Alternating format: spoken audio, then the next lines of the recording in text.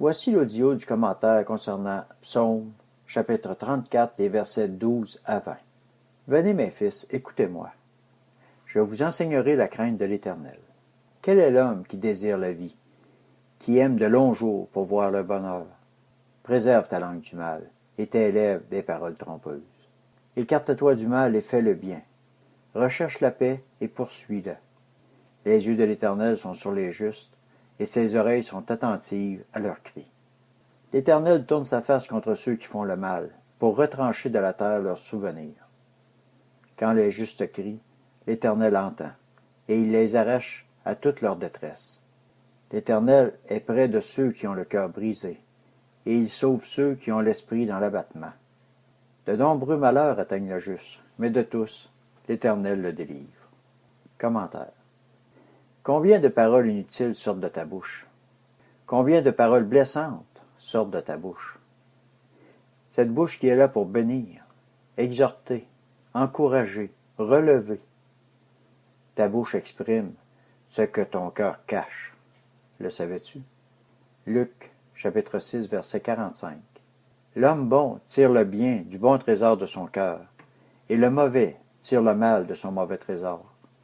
Car c'est de l'abondance du cœur que la bouche parle.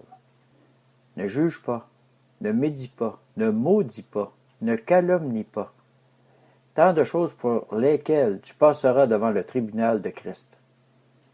Car par tes paroles tu seras justifié, et par tes paroles tu seras condamné. Nous voyons cela dans Matthieu chapitre 12, verset 37. Jésus nous a formellement avertis. Luc chapitre 6, verset 37. Ne jugez pas, et vous ne serez point jugés. Ne condamnez pas, et vous ne serez point condamnés. Absolvez, et vous serez absous. Verset 15. Écarte-toi du mal, et fais le bien. Recherche la paix, et poursuis-la. S'écarter du mal, c'est aussi ne pas dire du mal des autres, même si, bien souvent, cela peut être la vérité. Ce n'est pas à nous de juger. Alors ne juge pas, afin d'éviter le jugement. Mieux vaut le silence plutôt que 1000 paroles inutiles. Jacques, chapitre 3, verset 2. Nous bronchons tous de plusieurs manières.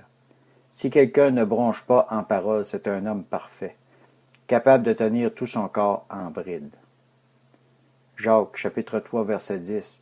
De la même bouche sortent la bénédiction et la malédiction. Il ne faut pas, mes frères, qu'il en soit ainsi. 1 Pierre, chapitre 3, verset 9. Ne rendez pas mal pour mal, ni insulte pour insulte. Au contraire, bénissez, car c'est à cela que vous avez été appelés, afin d'hériter la bénédiction. Seigneur, béni soit ton saint nom au siècle des siècles. Père, pardonne, je te prie, toutes ces mauvaises paroles dites inutilement. Purifie nos lèvres et notre cœur.